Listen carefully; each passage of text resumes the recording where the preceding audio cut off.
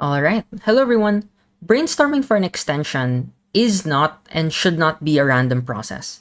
Instead of generating as many ideas as you can and forcing your mind to think of new arguments and points of analysis, which is admittedly a pretty demanding task on its own, think of the task of crafting an extension as one of searching for multiple potential entry points for your extension in a debate. So what I'm going to do in this video is to provide a few examples of potential entry points and then discuss some of the potential extensions that one can create from these entry points. Before anything else, I want to point one thing. Making an extension is not so difficult. The definition of an extension in the world's manual says that a valid extension includes any new argument, new rebuttal, new example, new analysis, new application, or new criteria. Or in short, anything other than a word-for-word repetition will constitute an extension. So making an extension is pretty easy. What's difficult is to make it relevant and debate-winning. And that's why entry points matter. A strategic entry point, then, is any opportunity for you to launch an extension. So these opportunities can vary, and they come from different places. It can come from a more nuanced understanding of the motion, like a closer reading of the words of the motion, or it can come from a POI exchange that tackles a different issue, or it can come from particular parts of existing things that were already said in a debate. For example, the most common sets of strategic entry points that people look for can be found in the gaps in characterization, argumentation, and response from the opening half. So let me show two examples to illustrate my point. In the first example, let's say that the motion was, this House prefers Truth and Reconciliation Commissions to criminal prosecution after war crimes. It's a classic TRC versus criminal prosecution motion. Opening government fixates a lot on the problem of instability and violence in the post-conflict regime, and so they argue that the pursuit of criminal prosecution only inflames tensions and may lead to more violence and conflict. They say that a TRC may mediate those tensions by providing an opportunity for amnesty and reconciliation. Opening opposition then states that people will be dissatisfied with the TRC because you aren't putting these war criminals in jail. And so this will also lead to more conflict and the perception of an illegitimate government.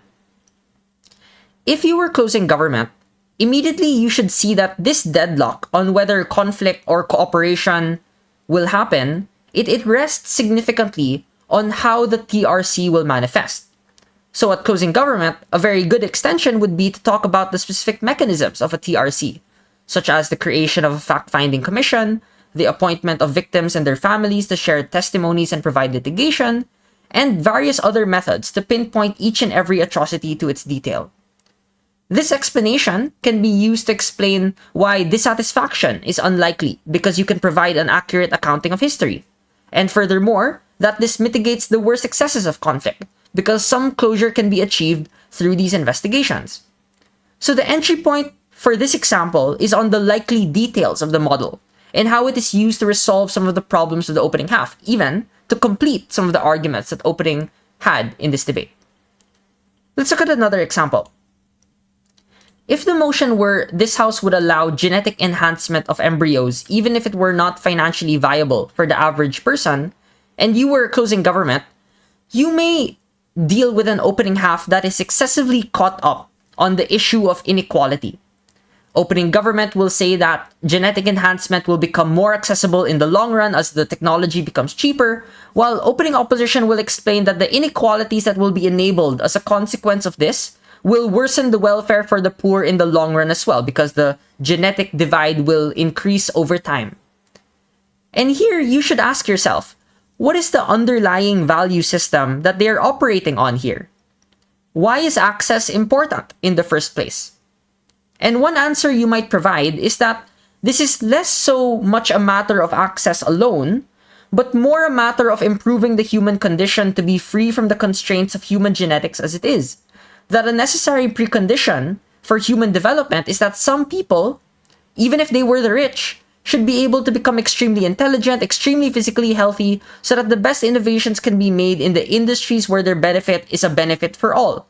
such as in scientific research or in automation, living longer, etc., etc., the benefits are boundless. So even if the genetic enhancement technology may not be available in the short run, the benefits of an elite population that is highly advanced in several ways is itself a unique good for all of humanity. And in my opinion, this is a more workable contention that you can demonstrate rather than being caught up in the hullabaloo of access of genetic enhancement technology in the opening half.